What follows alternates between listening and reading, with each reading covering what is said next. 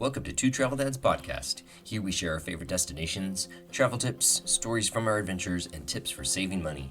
Be sure to subscribe and check out our detailed show notes at twotraveldads.com/podcast-episodes.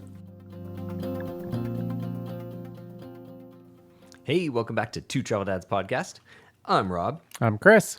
And today we are going to talk about the Florida Keys. Whoop. So, good times. I love the Keys. I love the Keys too. And we have been down there lots of times. We've taken your parents down there. We've gone down and stayed on a bunch of different keys. We've just stayed on Key West. We've done it all. Well, we haven't flown down there. Well, because it's a road trip for us. I mean, I wonder how easy that would be actually for us to just fly from Jacksonville to Key West. I don't think there's a direct flight. I don't know, but the drive is nice though, because I love driving across the 7 Mile Bridge, but we'll talk about that later. Yeah, that sounds good. How do you want to talk about this? Do you just want to say all of our fun favorite things that we do, what it is we like about the Keys, your favorite or least favorite Florida Keys moment? Well, I always like talking about the food, but why do you like the Florida Keys so much? Why have we been there so many times? Well, I like the Florida Keys because it's sunny and warm, and for me, the purpose of it is all of the water activities that we do, because here we're really active and we go to the beach and we get in our pool and all that stuff. But once we get down there, we're out on boats all the time, everywhere, like everywhere. And I think you have to be down in the Keys. I think that's something that we've learned right about the Keys is there's just like one beach, and the beach really isn't that amazing. So you have to be on a boat. But it's so much fun to be on the boats out in the Keys because the water is so beautiful. And I think it has an average depth of like 8 feet. Yeah. And then like when it's deep, it's like 14 to 20 feet. Yeah. And then there's times where if you don't follow all the channel markers, you're going to end up as one of those other hundreds of boats that are just beached.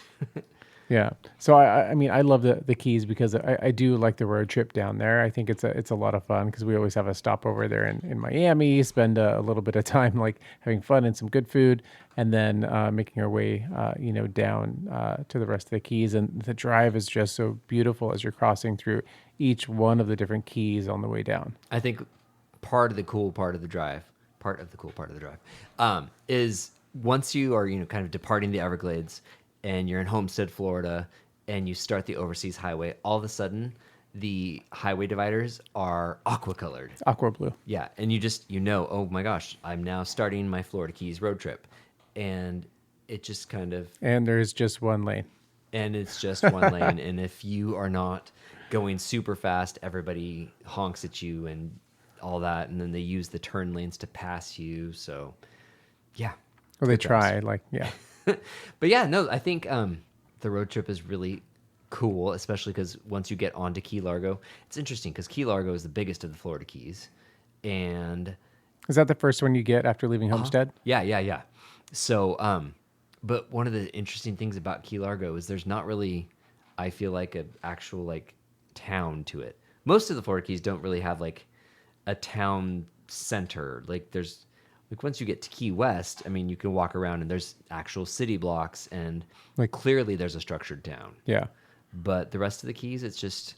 There's a strip and there's homes on the left and right and businesses on the left and the right. Here's some shops, here's some restaurants, some more homes, a hotel. It's like somebody forgot to call a zoning board and make a plan. But there's not a lot of room too either. That's true. So they do take advantage of all of the space very deliberately. Yeah, I mean, I think it's the first time I've ever been like, ooh, look to the left, there's water. Ooh, look to the right, there's water. Yeah. And very close by because it is a small strip.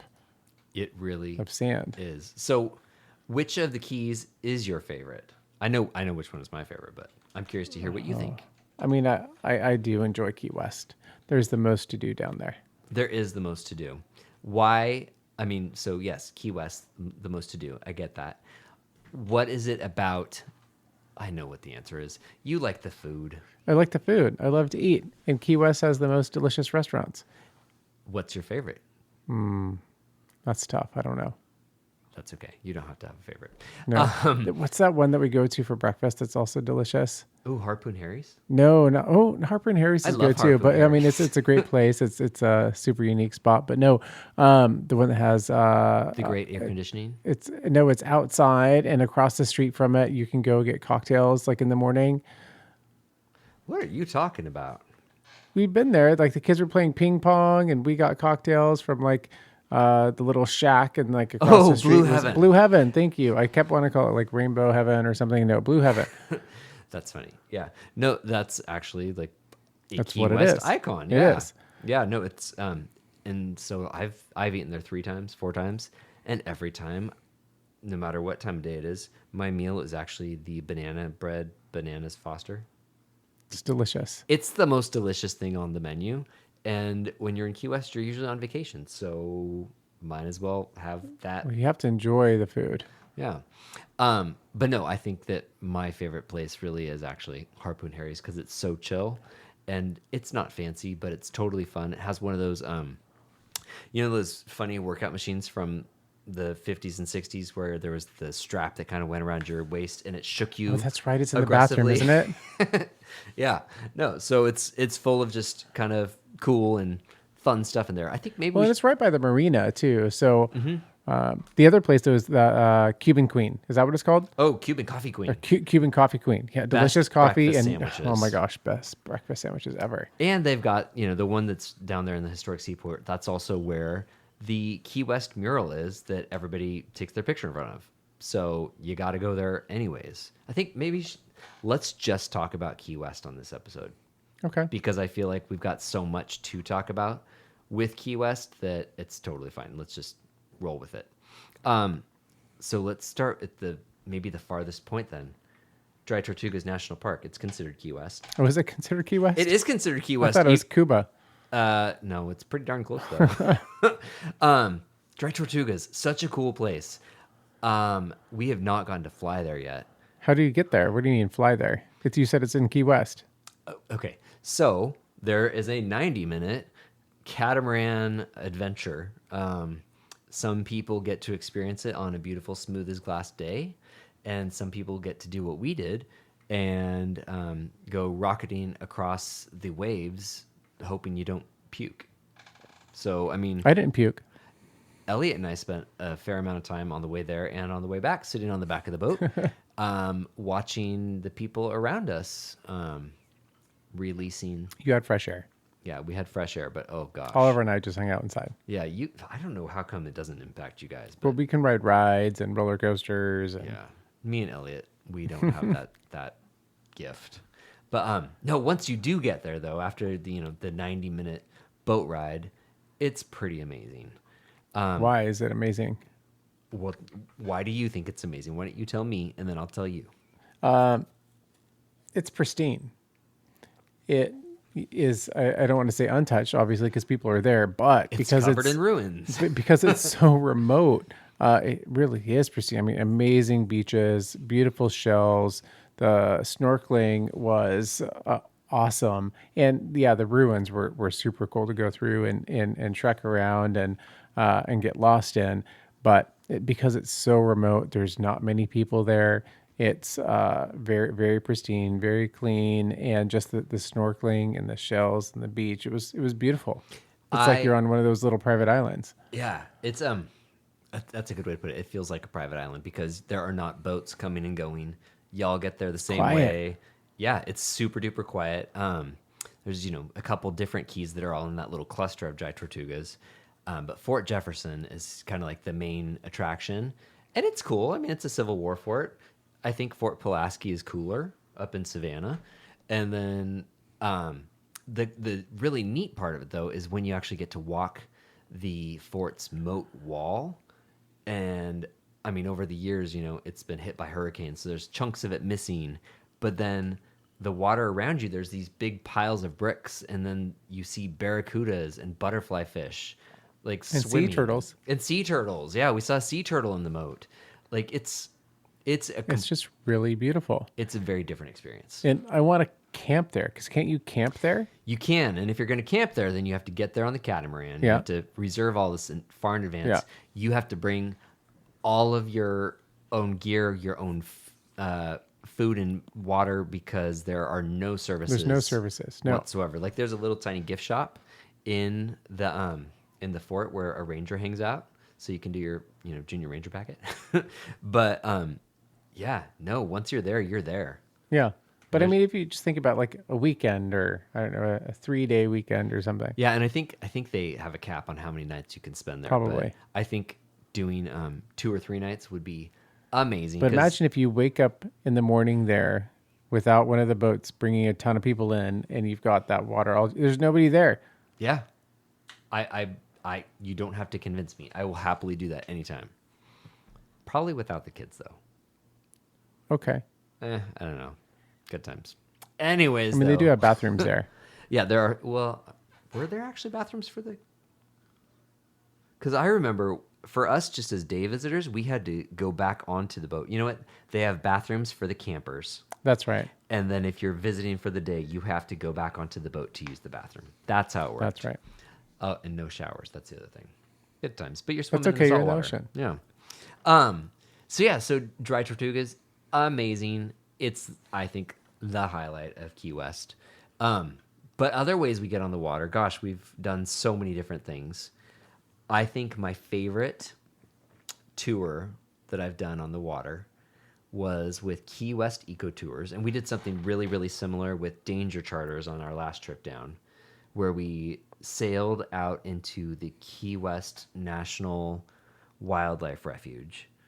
It's amazing. Again, with the pristine. I think that's the thing about the Keys, is it's so pristine in so many places. It's really beautiful, and it's the water because it's so shallow, right? That's what makes it that amazing aqua It is so color. cool. Yeah, and depending on, kind of what approach you're taking, you end up going out to these sandbars, and on the sandbars there are rays and sharks and birds and fish and all that. I And just remember being on what was it with Island to Island Charters, I think, or something, and we were like on the boat for forever. It felt like an hour or longer, and then we're in the middle of nowhere, and we just like stop and we can get out, yeah. hop in the water, stand, Yeah, and you can just stand there and you can feel the ocean flowing past you, because it's not because there's like, still all the mangroves and everything all yeah. around you too. Yeah, and once you get out into the middle of it, you're not, feeling like you do at a normal beach where, the waves kind of come in and out and they kind of pull you back and forth. When you're out in the sandbars of the Keys, you can just stand there and it almost feels like you're just in a slow moving river, because it's just flowing past and it doesn't ebb the other way. It's really unique. It's so much wildlife. What's your favorite wildlife you've seen when we've been just like either out in the Key West National Wildlife Refuge or anywhere else in the Keys? What's your favorite? Spotted eagle ray, Yes, I love that. yeah, and the Super cool. barracudas are cool too, but I like the spotted eagle rays. I think my favorite. So when Kelly and I were there the month before we went this last time, when we were out with Key West Eco Tours, we had sailed out on a catamaran. We were out in the wildlife refuge, and we were in that sponge garden area, and there was a huge sponge. We were just swimming around it, whatever. And then we're like, oh, look at that. There's a huge nurse shark. There was about an 8-9 foot nurse shark. And then resting on the nurse shark was a grouper, like a Goliath grouper, huge, just sitting there. And then swimming around them and like up on top of the sponge, there was like almost like a school of lionfish. Wow, All of this just massed lionfish, together. those are amazing. Yeah. Did you catch them? No. No, because they got their poisonous barbs, but they do actually, like, people will fish them and hunt them. I don't know what their process is, and I don't want to know, but yeah, good times. But it's great because all these places are such easy kind of adventures once you're doing like the sandbar, the sponge garden areas. Really easy to do with kids. It was so, I don't know, trying to figure out kind of like what the right words are. It was remarkable getting to watch the boys finally feel confident snorkeling and excited about being in the water with wildlife. Because that's something that, for all the travel we do, they have not felt confident. No, and they finally comfortable. mastered it. Like the last time that we were down there, they finally mastered it, having, just a life vest on, but because they've mastered snorkeling and I think, having a pool made it very easy, but finally figured it out. And the water temperature was perfect, right?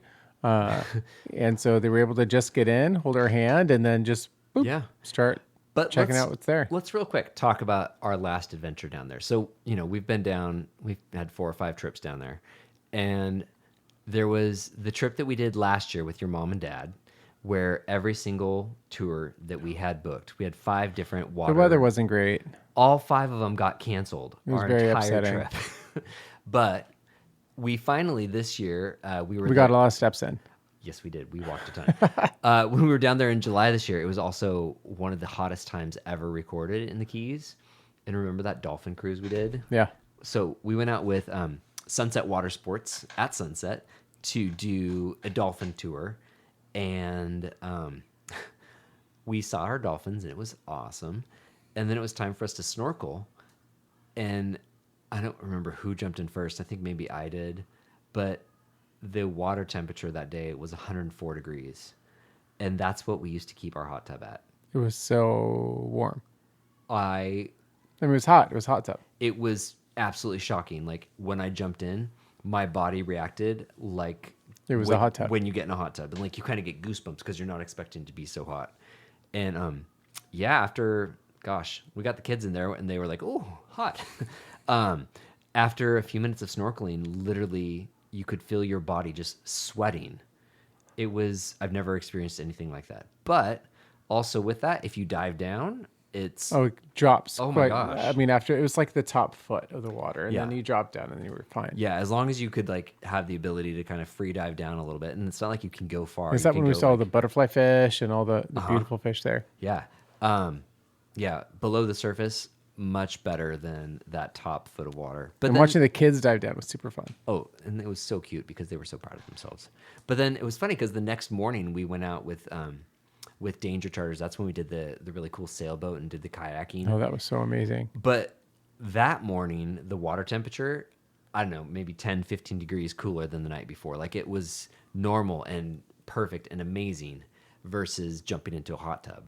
But that was, I've got to say, one of the strangest Florida Keys I experiences. mean, we've also been there when the water was so cold, even having a wetsuit. We're like, nope. Yeah, our Nope. first trip ever, we were down there in December. And usually December in the Keys is pretty great. We were there on like this weird cold snap. And they were, it was when they do the falling iguana warnings because iguanas will fall out of the trees once it gets a certain temp. And we had gone out with, who was it? With Honest Eco Tours. We do a lot of eco tours. You can read about all of them on the blog.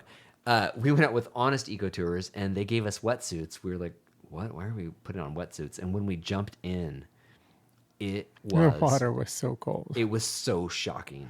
Like The boys, they even put on the wetsuits. They were going to get in. Yeah. And then they put their foot in, like, no. Yeah. It was so, And- and we're like, okay, it's yeah, too you can't cold. you can't pressure kids to do stuff like that. And it was so especially- cloudy, anyways, that day. Like, and not cloudy in the sky, but cloudy in the water. Yeah, because it was so windy and Yeah. turbid. It wasn't that great.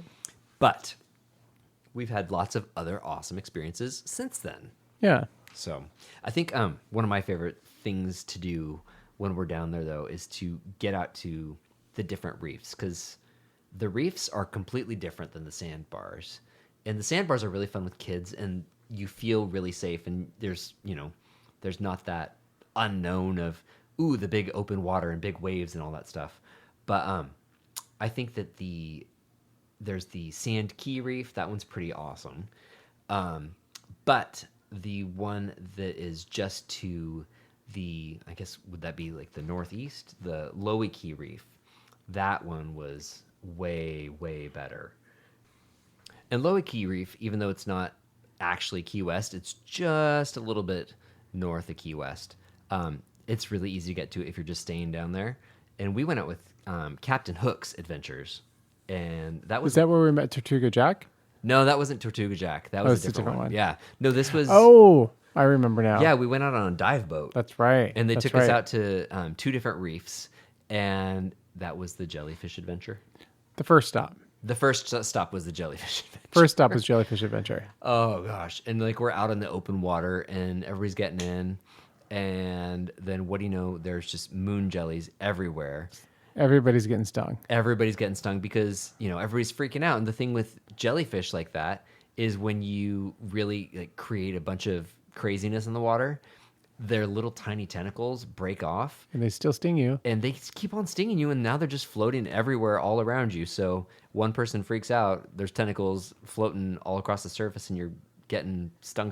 So Yeah, that first stop didn't last long. yeah, but then our second stop was amazing. That was, there's still moon jellies, but a lot less. Oh, It was yeah. so easy. So it was amazing there. So few jellies there, and the water clarity was so much better. And that's where there was the two Goliath groupers. Just they swam up and they hung out underneath. When you the say boat. Goliath, what does that really mean? Like, so people can like visualize, like, what's a Goliath grouper? Like, how big is it? A fish as big as me.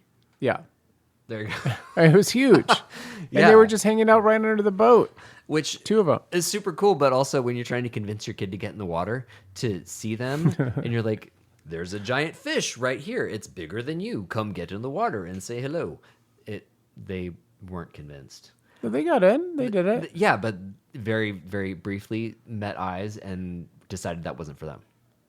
So, they But were, we still swam around Oh, and did yeah. other things, so they just didn't go face to face with the Yeah. Goliath grouper. it's a little intimidating, but yeah, no, I think that's definitely what I love most about the Keys and being down in Key West is all of these different water adventures. And we haven't even talked about kayaking. We've done so much kayaking down there. This last time you mentioned Tortuga Jack, we went out with the coolest old dude through Key West Ecotours. He took us out from Geiger Key, which is, again, just off of Key West. It took us all through the mangroves, and we were finding conchs, and we saw some sharks, and he just had all these stories, and I get Poems. yeah, so I get really anxious and uncomfortable when there's live music or when somebody's performing really close proximity to me. And he was reciting poetry he'd written, which was really special, but also that made me really uncomfortable because I was really cornered on a kayak, unable to escape. But I thought it was amazing. He loved taking the kids around and sharing stories and Yeah. But I think my favorite kayak tour though that we've done was when our friend Alyssa was with us. the And glass she- bottom. Yeah, when she watched the kids and we went out after dark in the glass bottom kayaks. Not like the big, like fully clear ones that are like driving a bathtub, but actual just like good kayaks with plexiglass in the bottom and then LED lights. That was so cool doing night kayaking in Key West.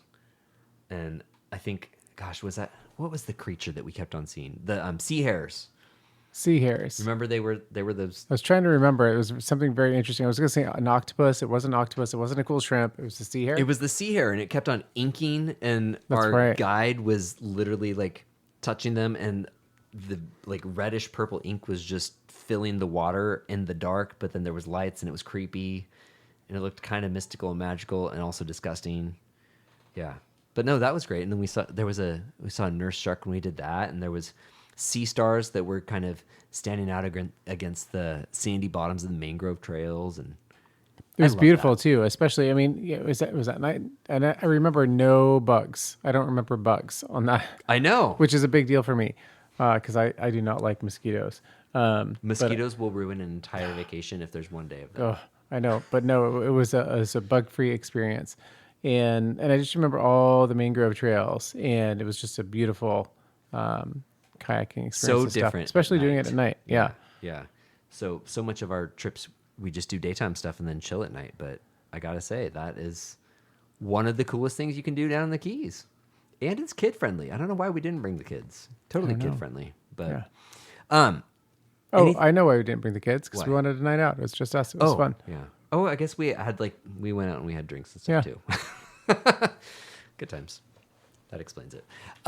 Anything else that you want to talk about with Key West? And then I think we're going to have to record another episode just about all the different sites and road trips. Well, we just talked about like boating. I mean, there's so much stuff to do like in the town of Key West itself, but also a really I guess there is. There's museums and there's historic homes and lighthouses and yeah. I mean, it's just a really cute town. But then the last thing I think is, and it could be maybe the kids' favorite activity was we did parasailing with them for the first time. Oh, I totally forgot about that. And they're kind of nervous and stuff at first, but it was like, oh, it's just so peaceful and relaxing, and they loved it. They so much enjoyed just like floating up in the air, but it was really funny. Oliver really wanted to do it again. Yeah, And but then it was really funny once we were coming back down, at least with Oliver, like he had seen his brother like, come back down and then hit the water and come to the boat. Oliver tucked his feet up so he didn't have to like hit the water as we were coming back down because we were going to dip you. Yeah, that was hilarious to watch from a boat, and I couldn't tell what was happening, and I'm pretty sure he got a water enema because he still got wet. Yeah, he still did. But yeah, I think if your kids are up for it, parasailing is super cool. Yeah, and I think Key West really is actually a really good family destination. And I mean, it's wonderful because, if you're walking on Duval Street, it's so amazingly diverse. It's not just, Florida backcountry folks who have all congregated in Key West and just hang out eating fried fish all day. It is people from all over the place, including the Florida backcountry folks, and then the whole LGBTQ community, like focused right in one area. Gosh, when we were there with your parents, that was so funny. We saw afternoon drag brunch, and we saw the kids loved it. A drag queen dressed as Ursula, I was going to say it was Ursula, right? Yeah. like doing the whole thing, just right there, smack in the middle of Key West, and it's such a wonderful pocket of, I guess, the rest of America, not just the People? Florida you expect. Yeah, Well, it's just exactly. people. I mean, because it's you've got visitors from out of town, out of country, just people. I love it. Yeah. We will definitely record another episode or two about the Keys because there's actually a lot to talk about. And I will probably also do one with Kelly because we had a very different trip than you guys. I know, because we go with kids. We go with kids, but yeah, good times. Thanks for tuning in. Check out the show notes on twotraveldads.com and subscribe wherever you get your podcasts. And don't forget to also check us out on the Instagrams at twotraveldads. Have a great day. All right, bye. Two Travel Dads podcast is written and produced by Rob and Chris Taylor in St. Augustine, Florida. Check out past episodes and detailed show notes at twotraveldads.com/podcast-episodes. If you would like to be on Two Travel Dads podcast, please send us a note through our website or find out more at twotraveldads.com/work.